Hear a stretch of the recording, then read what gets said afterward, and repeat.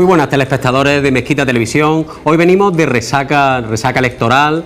Tenemos unos contertulios, periodistas que van a analizar, pues una historia que comenzó el 20 de diciembre, que continuó el 26 de junio y que ha dejado un panorama prácticamente idéntico al que nos deparó el pasado diciembre. Eso sí, prácticamente idéntico, aunque con diferencias un poco dispares.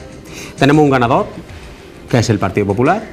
Tenemos un perdedor, que es Unidos Podemos, que no ha podido, hacer efectiva ese sorpaso del que hablaban ellos para uparse como primera fuerza de izquierda. Y luego tenemos otra serie de fuerzas que han conseguido sus objetivos parcialmente. Ciudadanos que se escudan en sus 3 millones de votos, el PSOE, que puede defender y que puede presumir, jactarse de que es la fuerza de izquierda ahora más votada. En cualquier caso, tenemos una amalgama de fuerzas políticas que en ningún caso alcanza la mayoría absoluta. Para deshojar esta margarita o desgranar esta situación, hoy contamos con dos especialistas, dos periodistas, dos compañeros de medios de comunicación. A mi derecha tenemos a Alfonso Alba, que es redactor de Cordópolis. Muy buenas. Muy buenas. Muchas gracias. Y luego, muchísimas gracias a ti por asistir. Y luego a mi izquierda tenemos a Rafael González, locutor de radio, periodista de La Zogue, la revista digital, y colaborador de ABC Córdoba. Efectivamente, bueno. Bueno, para empezar podemos decir que la participación ha sido quizás ligeramente superior a la del 20D, pese a que se auguraba que la participación iba a ser algo menor. Hubo algún momento de la jornada en la que se temía que fuera la más ridícula de la historia, pero finalmente no ha sido así. Sí, bueno, el dato que se daba creo que a las 6 de la tarde o así, ¿no? Era que era la más baja desde el año 1977 y bueno, casi que hasta se podía entender, ¿no? Porque la verdad es que hemos traído una dinámica, tú lo has dicho, ¿no? O sea, desde el 20 de diciembre se está repitiendo esto, realmente es una repetición sobre un fracaso, que es el fracaso de la clase política a no ponerse de acuerdo, a no entender el mandato del pueblo y a no entender el mandato de la urna, lo que dice el pueblo a través de la urna. Y yo entiendo perfectamente que a las 6 de la tarde hubiera muchísima menos participación y ha sido una participación ligeramente menor, creo que en la última, porque, bueno, pues yo considero que el elector también está en su derecho de decir no voto más, ¿no? No me llama la atención ninguna de las alternativas que me ofrecéis. El dato es 69,84%, cuando en España se ponía en juego una realidad bastante importante. Sí, a pesar de todo, a mí me sorprendió que no bajase mucho más la participación, porque yo creo que había una parte del electorado que sí que se movilizó en las elecciones de este domingo. De todas formas, un dato de participación tan bajo siempre es dramático. Que haya más de un tercio de la población con derecho a voto que se quede en su casa es para que la clase política se lo haga mirar, y sobre todo es lo que ha comentado Rafa, que desde el 77 no se ha notado un porcentaje de participación tan bajo. Los ciudadanos han entendido que el 20 de diciembre ya dieron un mandato para que los partidos se pusieran de acuerdo o por lo menos intentaran formar un gobierno. No ocurrió así. Hemos vuelto a unas elecciones y hay una parte, insisto, del electorado que ha dicho que estas elecciones pues ya no le representaban y se ha quedado en casa. Yo creo que parte de los resultados se explican también por ese porcentaje de abstención que ha habido. ¿Pensáis que la ciudadanía se ha podido sentir defraudada o sentir que se han reído de ello? Hombre, reírse de ellos no sé si... Yo creo que la gente en el fondo está un poco cansada de que... Y yo voy a utilizar durante varios momentos de esta charla la expresión clase política porque así la veo, ¿no? Que la clase política vaya por un camino y la ciudadanía realmente va por otro. Porque el mundo sigue, efectivamente el mundo sigue. La prueba de ello es, bueno, pues esta televisión, son las cantidades de empresarios que hay en la calle, la gente buscándose la vida sigue. Y la clase política parece que va por todo el ordero. Hoy ya se está hablando de que si me voy a abstener en la votación o no. Mire usted, es que hay que ponerse manos a la obra, que es trabajar, que es gestionar un país, que es responder a los retos que todos tenemos por delante, y usted, que es lo primero que olvida la clase política, es que es un empleado mío. O sea, yo le he dado mi voto para que usted trabaje en mi nombre, no para que entre en diatribas personales con fulano, con mengano o con determinadas siglas. Porque al margen de la ideología y al margen de los colores y al margen de interpretar la realidad, como evidentemente cada partido tiene la obligación de hacerlo, y es lícito que lo haga, y es bueno que haya ese amplio abanico de alternativas, más o menos parecidas, lo que tiene que hacer es trabajar. trabajar por tener un país mejor. Sí que no hay más cera que la que arde, es que esto es así. Y es lo que yo creo que la gente está viendo. Digo, bueno, es que aquí estamos con cuitas políticas, pero no estamos con la realidad. Realmente el político no está en la realidad, ni tan siquiera en campaña está en la realidad, ¿eh? Mira, hay un dato que a mí me parece increíble. ¿Cuánto llevamos sin gobierno? Desde noviembre llevamos con un gobierno en funciones, que es como no lleva España gobierno. va sola, ¿no? Ha bajado el paro. Desde noviembre hasta junio ha bajado el paro. Y no sube los impuestos. No suben los impuestos, no tenemos leyes que una parte considere injustas, ¿no? Es un argumento también muy anarquista, las cosas como son, ¿no? La de que parece que la sociedad sin gobierno se autorregula mejor. Yo no estoy de acuerdo. Pero ¿Qué piensan de nosotros con este desgobierno? Claro. Y yo aparte introduzco este argumento en el sentido de que tú te refieres, ¿no? De clase política, de que parece que ellos están a sus cosas mientras el resto de la población está a las suyas de verdad, a las que le importan a llegar y a las que le dan de comer a ellos, ¿eh? En parte también, claro, porque ellos viven, ellos viven por supuesto de nuestros impuestos, de nosotros, ¿no? Y supuestamente son los que nos representan. Yo quiero pensar todavía en ese principio romántico de la democracia, de que el Parlamento no deja de ser un reflejo de nuestra sociedad y no deja de ser un reflejo de lo que quiere la gente. Ahora, ¿en qué convierten los políticos eso? Es otro debate como el que tú estás planteando, ¿no? Pero bueno, a lo que yo me refiero, que han sido 6 meses en los que no ha habido gobierno, no han subido los impuestos ni nada. Evidentemente otros 6 meses sin gobierno. Pasó en Bélgica también, que estuvieron 1 año y medio, ¿eh? También bajó el paro, la economía incluso creció, o sea que todo... Pero da la sensación de que en estos momentos España está mirada con lupa. Desde hace varios años está mirada con lupa. España está mirada con Si nos lupa. piden una serie de cosas. Ahora mismo el Reino Unido, sobre todo. Sí, no, España. eso es un tema que quiero tratar luego, cómo el Brexit ha podido, digamos, colocar un velo de tiniebla para enmascarar la situación de España, pero la situación de España puede ser terrible si pasaran unas terceras Bueno, elecciones. España ahora mismo sanciona por Bruselas, hay que pagar una multa dentro de poco, o sea, sí, efectivamente estamos bajo vigilancia, como tú muy bien dices. Mucha vigilancia. Sanción a posteriori, porque dijo Bruselas que nos ponía la multa cuando pasaran las elecciones. O sea, no vaya a ser que entorpeciera la campaña electoral que nos pusiera una multa antes. Bueno, sorprendido, han fallado las encuestas. La semana pasada tuvimos aquí a los número 1, cabeza de lista al Congreso de los Diputados, y nos decían, bueno, teníamos un panorama en el que Unidos Podemos iba a conseguir entre 14 y 15 escaños más de los que ha conseguido. Ciudadanos, pues todavía incluso el candidato se atrevía a confiar en que podría alcanzar un segundo diputado, que finalmente estuvo a punto casi de perderlo por algunos votos en beneficio del PP, pero aquí tenemos en pantalla un poco cómo queda el panorama político en España, el reparto de escaños. Lo que sí está claro es que las encuestas han sido, yo creo que el mayor descalabro de la historia de la democracia. O sea, nunca una encuesta han fallado tanto en este país. Que dimita, ¿no? Que dimita el encuestador, ¿no? El encuestador, que dimita las empresas demoscópicas que nos han engañado. Yo tengo para eso mi particular teoría. Os voy a pedir vuestro punto de vista. Sí. Yo creo que eso también responde a parte de la precarización laboral que sufre el país. Y las empresas de encuestas no son ajenas a esa precarización laboral. ¿Que hacen mal su trabajo? Pero hay otra encuesta muy curiosa que es la del CIS, que esa sí es muy minuciosa y ha contado con todos los recursos. Y no iba a un lugar muy diferente al que nos han llevado estas últimas encuestas. La teoría que yo tengo es que hay votantes a los que les da vergüenza decir lo que ha votado. Me refiero, el PP siempre ha tenido mucho voto oculto. E incluso el PSOE en estos momentos ha tenido mucho voto oculto. Y luego hay votantes que expresan alegremente lo que han votado. Se veía el día de las elecciones, el que votaba a Unidos Podemos enseñaba la papeleta, los interventores hacían fotos, crearon un hashtag en Twitter que fueron trending topics. Esto también demuestra que lo que se dice en Twitter no es lo que luego la gente hace en la calle. Sí, los medios le pasa un poco como a la clase política. Por ejemplo. No es la realidad. Por ejemplo. Entonces yo creo que es eso, que el encuestador llamaba a alguien y tú eras incapaz de decirle, no, yo es que voy a votar o al PP o voy a votar al PSOE. Y luego también está lo que pasó a partir del jueves en España con el tema del Brexit. Aquello, que si quieres luego entramos en ese debate, aquello metió muchísimo miedo. Yo creo que de meterlo en el debate del Brexit. Es como un 11M, pero de europeo, una cosa parecida. Sí, que nos puede pasar lo mismo, ¿no? Si votamos malamente, ¿no? Es lo que pensaría el votante, ¿no? Bueno, yo recuerdo que yo puse en mi Facebook, que lo utilizo más un poco para casi cachondeo, ¿no? Para divertirme, igual que yo. Claro. Sí, a mí me encanta vuestro Facebook. Y yo puse una canción de los Clash, la de London Calling, ¿no? Sí, después del Brexit, que me encantaba.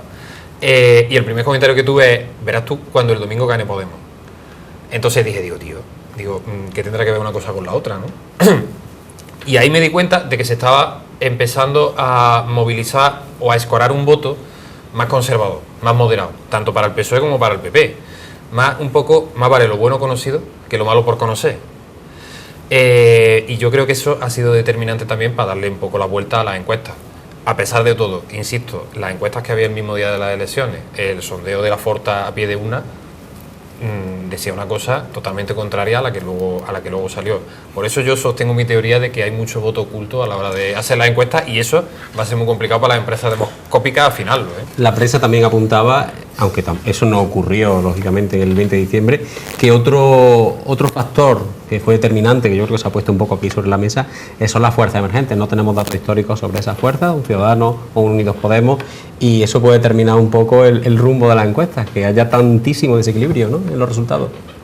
No sé por qué. Es decir, por primera vez tenemos 4 partidos que pueden ser determinantes, que se reparten la tarta de una manera bastante sustancial, y bueno, sí se ha visto en la encuesta el tiro cruzado. Hombre, ocurre también que el impasse que hemos tenido desde el 20 de diciembre a ahora también ha servido un poco para clarificar posturas, para que el ciudadano un poco se dé cuenta también de qué cartas juega. Y eso también se ha visto a la hora de intentar acuerdos de los determinados partidos que no han conseguido. La jugada de Podemos con Izquierda Unida, que a mí me resulta muy curiosa, porque siendo politólogos como son, han fallado para mí en la primera norma que se aprende en política, que es que 2 más 2 no son igual a 4, ¿no? Pero el verdadero politólogo que hay, que es Íñigo Errejón, ahí en Unidos Podemos, no estaba de acuerdo con esa teoría. Bueno, de la confluencia. ahora lo hago, ¿no? Pero, es decir, bueno, entonces ha habido una serie de movimientos que han servido para que también el ciudadano se dé cuenta, por ejemplo, de qué es Ciudadanos, de qué puede llegar a ser Ciudadanos, de qué es el PSOE realmente, qué ha hecho el PSOE en este tiempo, qué ha hecho el PP, a pesar de toda la basura, de toda la mierda que le han intentado sacar también en estos meses, porque poco se habla también un poco de toda esta política que ha habido en contra del PP, que yo creo que es un gran ganador de las elecciones, porque enfrente ha tenido, una vez más, sus casos de corrupción, nuevos casos de corrupción, casi todos los medios de comunicación en contra de él, y muchas veces tendemos a equivocar que lo que se dice en los medios es lo que realmente la gente piensa, y no es así. Yo creo que por ahí pueden fallar las encuestas. Y yo sigo manteniendo, de verdad, la teoría de a ver cómo se hacen encuestas en España, qué se le paga a un encuestador, qué hace un encuestador, cuántas horas echa, quién la hace realmente. O sea, es que yo creo que aquí no se está entrando, porque es un debate incómodo, porque hay que llamar a la empresa y decir, a ver, ¿usted cómo contrata a la gente? ¿Qué gente contrata? ¿Qué técnicos tiene? Es que yo creo que este debate no se estás dibujando la figura del becario, ¿no? Encuestador. No lo quieres decir claramente, hombre, pero puede ser que haya becarios, sospecho que lo hay. Con todo el respeto al becario. Pero sí conozco empresas de encuestas que hacen encuestas, y sí sé cómo trabajan algunas. Y no es, de luego, de la manera más profesional, por lo menos para el propio encuestador. Está poniendo en tela de juicio un poco la figura del encuestador. No digo todas, pero sí, algunas. Que ocurre, ¿no? Que eso ocurre, y parece que nadie le está prestando atención. Antes de pasar un poco al análisis puro y duro y los posibles pactos, me gustaría preguntaros si habéis visto, y además creo que lo has puesto tú, Rafa, sobre la mesa, ¿habéis visto una campaña carnicera? Siempre, más carnicera que en anteriores ocasiones. No sé si es peor que... Es que se nos olvidan las campañas. No sé si es peor que la del 20 de diciembre. Yo creo que en esta se ha entrado mucho más al cuerpo a cuerpo, pero no ha sido... Por ejemplo, la campaña de diciembre, la de Podemos sí fue mucho más carnicera de lo que ha sido ahora. Que ha entendido que necesitaba moderarse, ¿no? Moderar un poco el discurso, sobre todo después de lo que había pasado al no haber podido formar un gobierno, ¿no? Ciudadanos se fue a Venezuela a hacer campaña por una supuesta financiación irregular de Podemos a través del gobierno venezolano, etcétera, etcétera. Y el PSOE sí que he notado que ha atacado de una manera salvaje a Podemos, e incluso el PP. Ha considerado que Podemos era su gran rival. Ha obviado al PSOE y se ha centrado en Podemos. ¿Por las encuestas? Por esas encuestas. O porque interesaba que esas encuestas también salieran.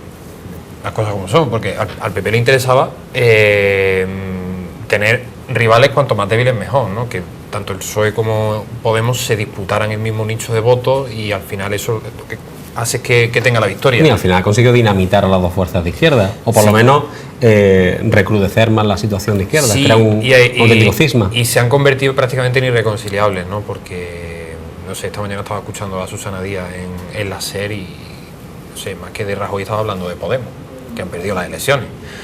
Pero es que Susana también estaba atacando a su propio compañero, casi, de manera soslayada. Bueno, Podemos también echar la culpa a Sánchez, Por supuesto, por supuesto. Pedro Sánchez ha hablado más en campaña de Pablo Iglesias, también que de Rajoy. En el debate a 4, sorprendentemente era la primera vez que Rajoy iba a un debate a 4 y yo pensé que iban a ser un 3 contra 1. Y al final era como, digamos, un Pablo Iglesias contra Pedro Sánchez contra Pablo Iglesias, Rivera algo le metía a Rajoy, Rajoy se fue vivo. No estamos acostumbrados a disparar para todos lados, me imagino, ¿no? Y aquí teníamos una bala y no sabíamos para quién apuntar. No, yo creo que en términos un poco... Apunta Alfonso y llevar razón. La mayoría de los partidos mayoritarios han localizado un enemigo común que ha sido Unido Podemos. También lo veo lógico porque, bueno, era una unión de fuerzas que tenía un peso, que podía tener un peso y era el enemigo a batir. Así lo han entendido desde Ciudadanos, claramente, así lo ha entendido el PSOE y, por supuesto, lo ha entendido el Partido Popular, que ha entrado en la dinámica, además, de la creación de monstruos para hacer política, cosa que yo, por otra parte, creo que es un error. Entonces, la campaña quizás está un poco más polarizada. Normalmente las campañas suelen ser de muy bajo perfil, no hay propuestas, no hay... O sea, nadie te cuenta qué va a hacer, habla un poquito de lo autónomo, habla un poquito, pero... O sea, muchos reproches, ¿no? Claro, pero la madre del cordero en España, que son los separatismos y que es la corrupción, y nadie aborda los grandes temas, ¿no? Las grandes reformas pendientes. Eso en la campaña no se ha oído. O las pensiones. Las pensiones, que yo creo que es el gran drama, es que nos queda 1 año y medio de pensiones, de la lucha de las pensiones. Y nadie le está diciendo a la gente, oye, mira, que es que tenemos que diseñar un nuevo sistema económico para garantizar las futuras pensiones. ¿Realmente pensáis que esa hucha está medio vacía? ¿O ha sido también un arma política? No, están los datos de la Seguridad Social. Estamos dando datos, o sea que no es lo que pensemos, es lo que... Ha sido un arma de la izquierda, quiero decir, contra el gobierno. Bueno, no es un arma de la izquierda. Que ha vaciado la hucha de las pensiones. Europa no sanciona porque tenemos un déficit del 5%, o sea, es que gastamos un 5% más de dinero del que ingresamos. Eso significa que todos los años estamos perdiendo una media de 50.000 millones de euros. ¿Cómo se pagan las pensiones? Con un fondo de reserva de la Seguridad Social que se creó en la época de Zapatero, que se hinchó porque era un momento de superávit y había dinero para rellenarlo, y poco a poco le vamos dando bocado. Dentro de 1 año y medio ese fondo se ha acabado, y según los cálculos de todos los economistas. Entonces tendremos que hacer algo para pagar las pensiones, o las bajamos o sacamos una paga extra de las pensiones. Nadie le ha dicho eso a los pensionistas, por ejemplo, pensionistas que por otra parte, en su mayor parte, han votado contra Alcoletas porque pensaba que se iba a cargar las pensiones, que ese mensaje también ha calado. Si es que yo, ante la campaña que ha hecho el PP, os lo digo de verdad, yo me quito el sombrero. Ha sido impresionante esa campaña. Impresionante. Sí, el caso es que ha sido, vuelvo a insistir en que ha sido una campaña de mucho disparo político y, como tú has dicho, Coleta, me ha hecho gracia, Pablo Iglesias ha jugado mucho con ese tema de las pensiones, ¿no? ¿O lo ha dejado sobre la mesa? Bueno, yo creo que al final no se ha entrado en ese debate porque... No se ha entrado, pero lo ha puesto sobre la mesa. Quizá al Partido Popular no le interesaba entrar en el debate de las pensiones. Ni creo que a nadie, porque nadie tiene la solución a las pensiones. Garantizar el sistema de pensiones, según está diciendo Europa, solo se garantiza poniéndolo a un impuesto más. Cada día menos nacimientos, la esperanza de vida cada vez más alta, las pensiones se convierten en un problema para España. No, y sobre todo a medio plazo, incluso a corto. El problema es que se va a jubilar en los próximos años la generación del baby boom de los años 50. Que fue como la gran eclosión de la natalidad en España, y va a haber muchísima más gente cobrando una pensión que gente trabajando, que las pensiones se cobran porque las pagamos los que pagamos nuestros impuestos, que estamos trabajando todos los días. Vamos a hablar un poco de Córdoba, ¿no? En Córdoba ha habido también un pequeño vuelco electoral. El Partido Popular, aunque en número de escaños, en número de diputados, ha habido un empate técnico, que es 2-2, con uno para Ciudadanos y otro para Unidos Podemos, pero el número de votos en respaldo, el Partido Popular ha conseguido darle un pequeño vuelco. O sea, José Antonio Nieto podríamos decir que es el gran vencedor en Córdoba. Yo, más que José Antonio Nieto, diría que Rajoy. Es que las elecciones generales la gente vota pensando en... José Antonio ha sido alcalde de Córdoba y tiene, Sí. digamos que ha sido De el hecho, cabeza de lista más conocido, más popular. La gente podría saber a quién votaba en Córdoba. Yo no sé si Nieto se presentase a unas elecciones locales obtendría el mismo resultado mañana A eso voy, quiero decir. que, si que ha ese obtenido el resulta- PP aquí. ¿Podríamos extrapolar ese resultado a unas posibles elecciones municipales? Ayer lo extrapoló José María Bellido. De hecho dijo que el PP tendría 13 concejales con el resultado electoral del domingo en el Ayuntamiento de Córdoba. Pero a mí me cuesta mucho trabajo extrapolar eso a las elecciones locales. No sé, creo que depende mucho, en las elecciones locales se vota mucho a la persona, aunque también al partido. Evidentemente el PP en Córdoba tiene un gran suelo electoral y un gran número de fieles que les va a votar, como se demostró en estas últimas elecciones en el año 2011, que bajaron bastante y se quedaron en 11 concejales, que ya es una barbaridad para cualquier partido. Pero tengo la sensación de que si el PP presentase a José Antonio Nieto, es un candidato que en los 4 años del mandato anterior, tan difíciles, se quemó tanto, y sobre todo ahora con su marcha a Madrid, que no creo que obtendría el mismo resultado. Creo que le penalizaría algo. También entrarían pues otras fuerzas, por ejemplo UCOR no se presentó a las elecciones generales. Habría que ver un poco dónde Otro pequeño bocado que... claro, dónde va ese voto, que yo creo que también parte del nicho del PP ocupa ese voto. No sé, no acabo de verlo claro. Pues continuamos en breves minutos con nuestro análisis a la actualidad política de España. En este momento estábamos analizando la situación, cómo ha quedado el panorama en Córdoba, pero pasamos a la publicidad.